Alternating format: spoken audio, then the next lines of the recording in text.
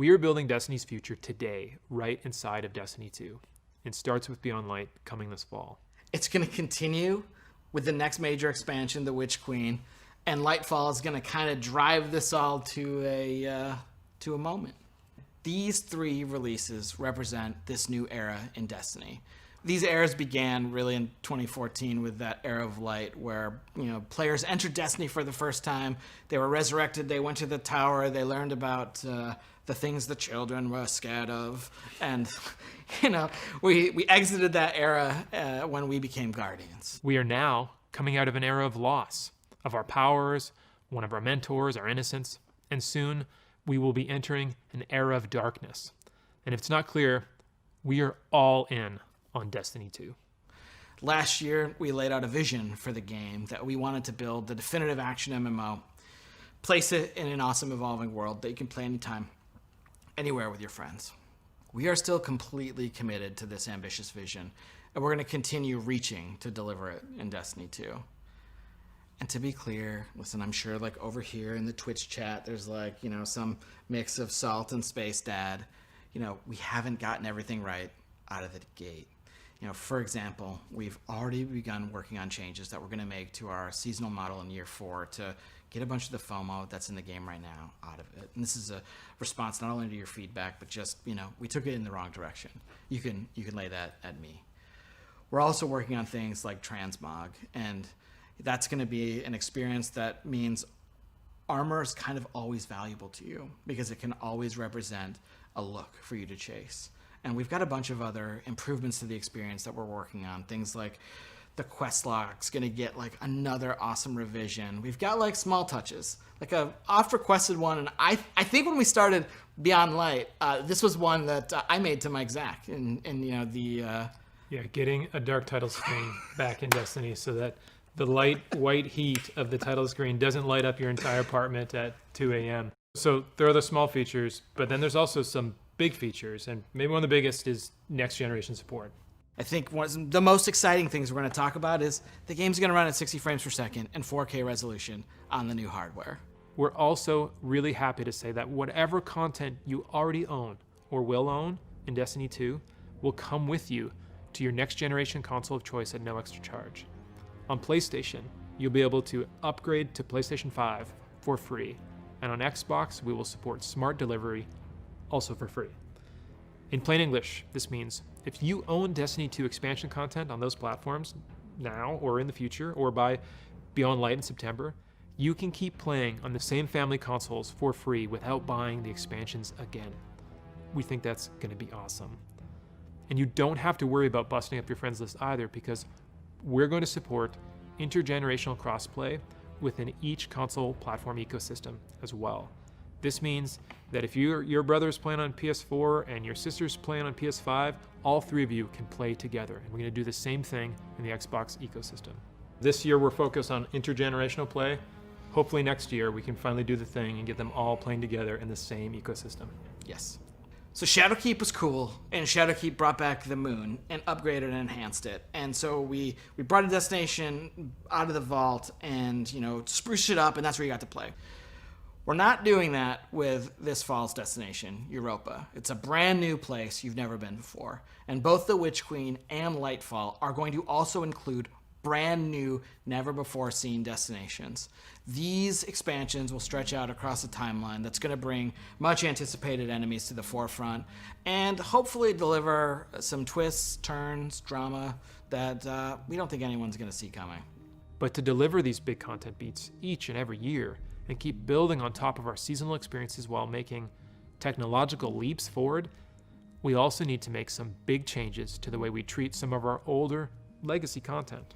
The stuff that maybe is getting a little long in the tooth that you're not really looking at and playing anymore. You're not. Destiny 2 is a huge game. We have 9 destinations, 40 story missions, 54 adventures, 42 lost sectors, 17 strikes, 31 PvP maps, 7 raids, and hundreds of game systems that layer on top of that. I could go on, and I probably screwed up one of those numbers. The fact is, the game is too large to efficiently update and maintain. We're on track to be like 115 gigabytes on PlayStation alone, and our updates to the game are huge, and we're starting to reach the limits of our ability to patch. We don't want to start over from scratch and build a sequel. And in order to make a sequel, we would have to stop supporting Destiny 2. Like, it would effectively go dark. You know, we talk about a single evolving world, not multiple evolving worlds, but a single evolving world. And we don't want people to have to start over. We don't want to have that loss of continuity with our game systems and our communities and all the players together. We don't want to put another number on the box. So instead, here's our plan. Each year, just as a new expansion comes out, we're going to cycle older, less actively played activity and destination content out of the live game and into what we're calling the Destiny Content Vault, the DCV. Moving content into this vault is going to allow us to add support for D2 for years, including Beyond Light, The Witch Queen, and Lightfall. This vault is also going to allow us to take content from Destiny 1, do some work on it, get it ready to come back into the Destiny 2 ecosystem. So we're not just going to be taking stuff away, we're also going to be going into the classic vault and kind of bringing some stuff back, or unvaulting activity and destination content each year. Thinking about the greatest hits of Destiny, right? Like, what are the new tracks we can lay down? What's something from the past that was like pretty cool that could be made even better if it existed today? And what does that look like? Yeah, there's a lot of stuff that there's a lot of awesome stuff that the team has built over the 6 years of making Destiny, and that Destiny 2 players totally have missed out on. Like, later this year, Destiny 1's Cosmodrome is coming back this fall as a selectable destination. Its 3 strikes are also going to come back during Season 12 and Season 13, and part of the awesome thing here is a bunch of players haven't played Sepix.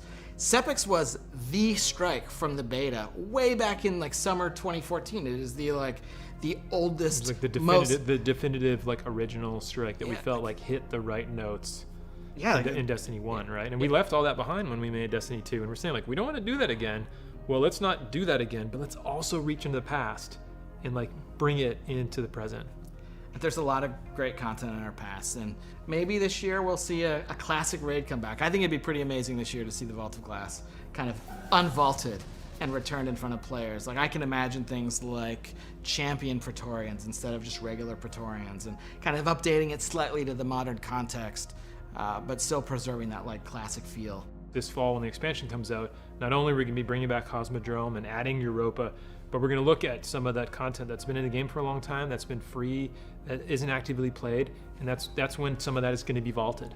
Well, after the show, we're going to have a much more in-depth article that you can read on our plans for vaulting content on Bungie.net, and why we're taking this unprecedented approach and what it means for the game this year and for the game going forward. We're also going to be conducting a bunch of interviews to answer your big questions, and we will continue the conversation with coverage in our ongoing This Week at Bungie community conversations, as well as there will be a bunch of player support and DPS articles about this all summer long. You know, we've placed a bunch of bets on the Destiny Cosmic board, whether it's the Traveler waking up, whether it's the Stranger dissolving after telling you, there's so much more to explore out there. And so we're going to start to bring a bunch of these threads home, and here's a look at the beginning of those threads coming home to roost this summer in Season of Arrivals.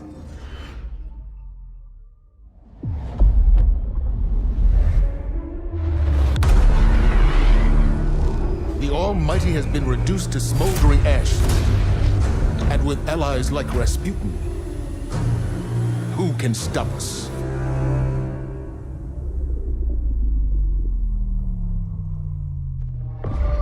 From Titan to Mercury, their shadow reaches. Is their message a warning? A trick? We can't know until we hear their words for ourselves. You bring weapons.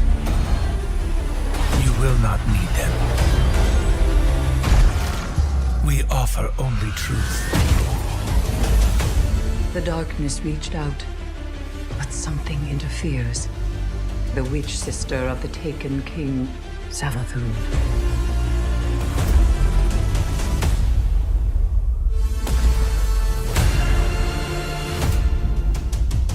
We are the final line that halts the second collapse.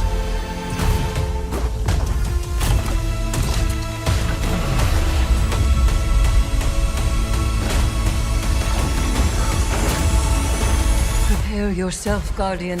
This battle is not over.